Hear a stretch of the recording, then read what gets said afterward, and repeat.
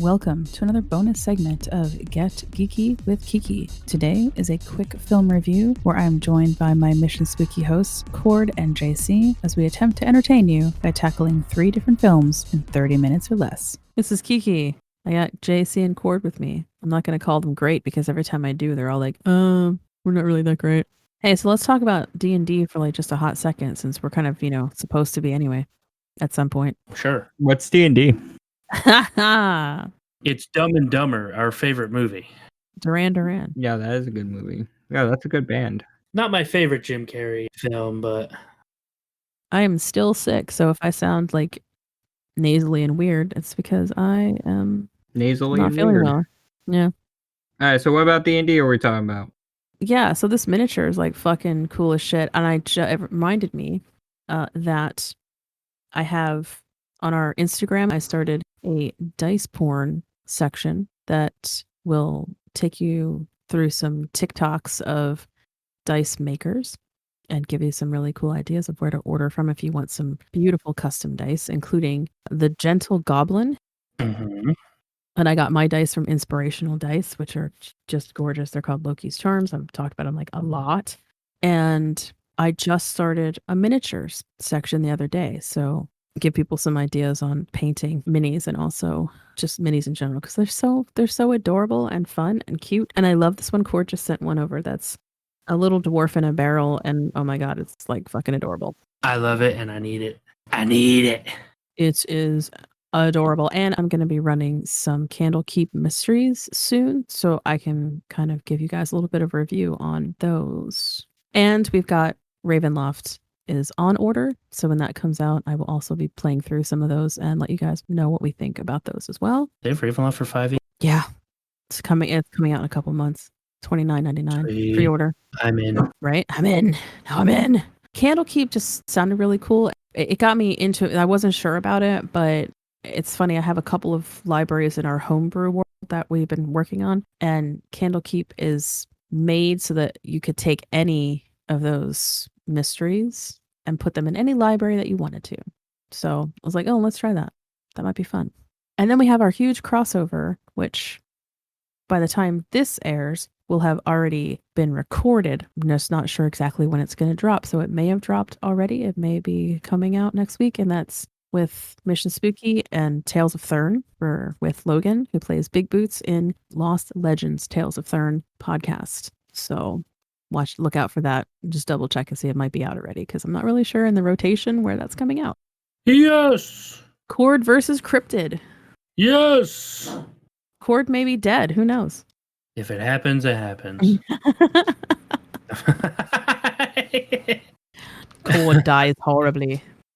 Well, reincarnate me to go against the... Let's keep going. Yeah, so our first one is Cord versus the Van Meter Visitor. And if you sign up to our Patreon at Mission Spooky, you will also have access to the artwork and the stat block card for that creature in digital format that you can download for yourself and play with. Good times. You can't be Cord though. Cord's his own character. No, I'm very special. That character sheet it will never be available. Sorry. It will be very easily replicated, but I know. it will be very special, I guess. I don't know. It'll be very easily replicated because I'm using PHB 5E character traits and stuff. So Yeah. All right, so we considered this to be general science fiction. Yes. Mm-hmm. Oh man, if we do old science fiction, I already know what I'm gonna do. Oh, we're gonna be doing old science fiction. Yeah, hell yeah. It may have a theme song that is played by Queen. Yes. One of my all-time favorites. It may have a name similar to a DC superhero. Yeah, no. It may be Fish. Savior of the universe. I love that movie. Yes. Just remember, I was born when it came out. Gadzooks. I saw it when I was a kid because I am old as fuck. And then when it got released on Prism, which anybody from the Philadelphia area will recognize that name. I don't know if Prism was up in New York or anywhere else. I think it was just a Pennsylvania thing.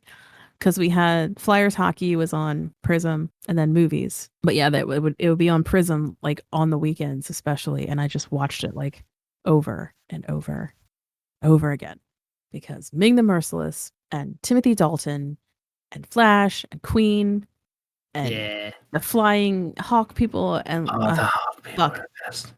Everything about that movie is like yeah, I'm a big fan. I had actually watched the 1920s TV show for a little while before I watched I think it was a 20s TV show, right? The old, I think 30s? No. Where they had like iguanas with like stuff strapped to them as giant monsters and stuff. 1930s. Did not review Flash for this one. Okay, so you did The Martian. I did The Martian. You did it. You did him. How'd that go? Take that clip. I did The Martian. JC, I don't remember what the hell you're supposed to do. That's okay. I didn't do what I was supposed to do. I did something different. Oh, that's good. That also sounds like you. I did I.O. I.O. It's on Netflix. And I did I Am Mother. Which is also on Netflix. Yes, it is. So maybe I should go first because I don't think I've gone first for any of them yet. So you go first. You big baby. Baby. So The Martian is a 2015 film directed by Ridley Scott. It has a lot of people in it. Matt Damon's in it. Kristen Wiig's in it. Sean Bean's in it. Does he die? Donald Glover's in it. No, he does not die. Donald Glover's in it. A whole bunch of familiar faces are in it, but none of them are important because Matt Damon is 99% of the movie, and it's how it should be. Essentially, they're on a mission to Mars with a small people. They were only supposed to be there for a short duration of time, so they have supplies for a short duration of time. A huge sandstorm forces them to evacuate Mars early, and they thought in the storm that Matt Damon got hit by a nasty rock or something and was killed, and his character wakes up after everybody has already left and started their journey back to Earth. So he is essentially on Mars by himself with essentially a giant tent as shelter and no food or really much of anything. And he has to not only survive, but attempt to communicate with either the shuttle that just left or Earth and be like, hey, I'm not dead. I'm hurt, not dead.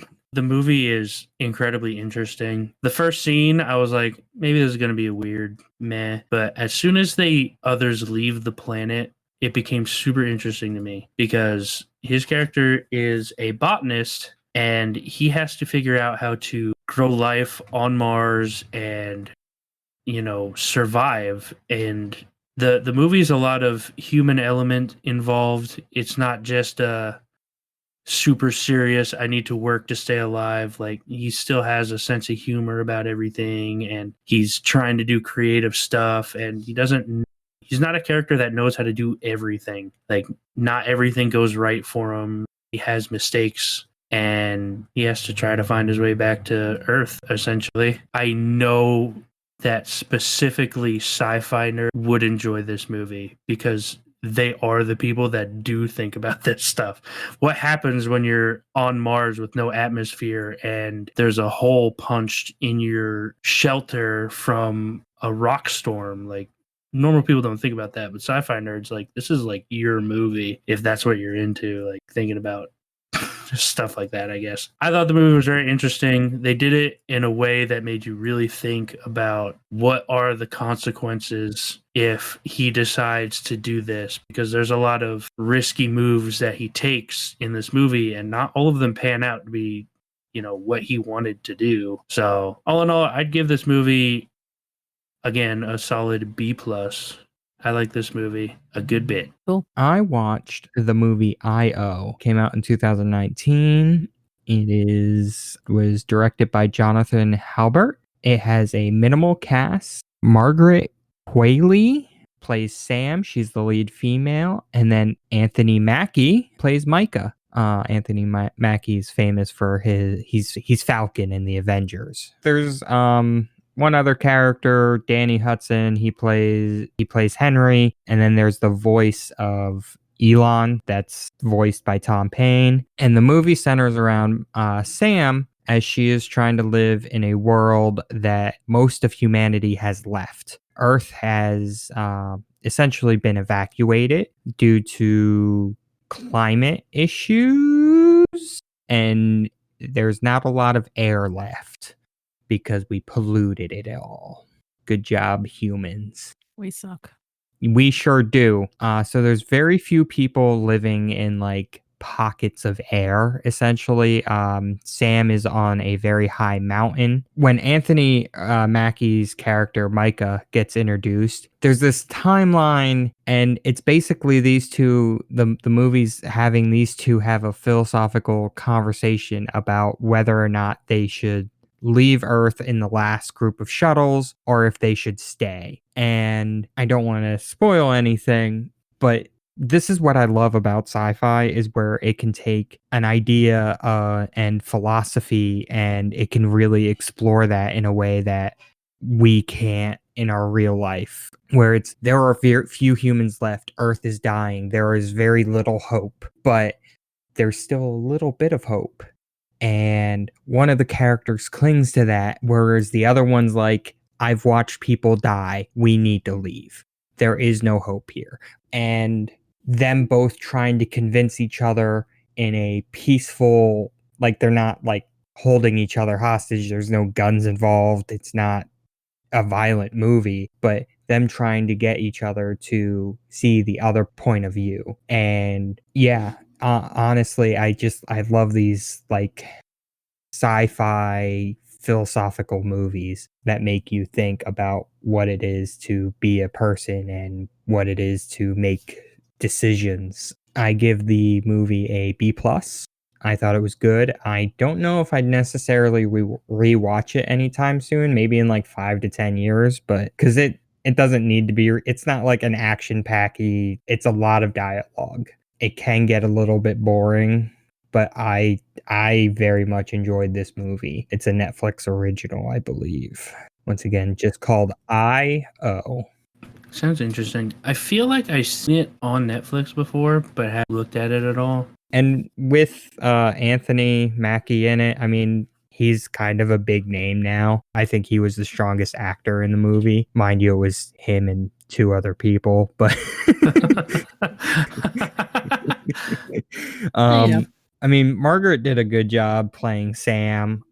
There was no bad acting. It just, I think Anthony's a fantastic actor. So yeah. Well, I chose I Am Mother from 2019, and yes, it is on Netflix. And the world has gone to shit. There's been some kind of extinction effect. You find yourself in an incubation, not really a chamber. It feels like it's a whole facility that has embryos that are growing and a robot who is taking care of what is essentially going to be the repopulation of the Earth. And the robot chooses an embryo and then incubates it and then raises it, and she is a daughter. So there's mother and daughter. And eventually a woman shows up from the outside. This is me not trying to spoil things. And that's when things really start to heat up, because the child, played by Clara Rugard, she does a fantastic job too. I loved her in this movie. It's a little weird because you've got Mother, the robot, telling her things about why the outside is a no-go. She originally tells her it's because of a disease, and that she has to be very careful and that she can't go outside. Things get weird when this woman from the outside shows up and she has a gunshot wound. And that woman is played by Hilary Swank. I'm sure everybody listening probably knows who Hilary is. Very famous actress. She did a great job in this film as well.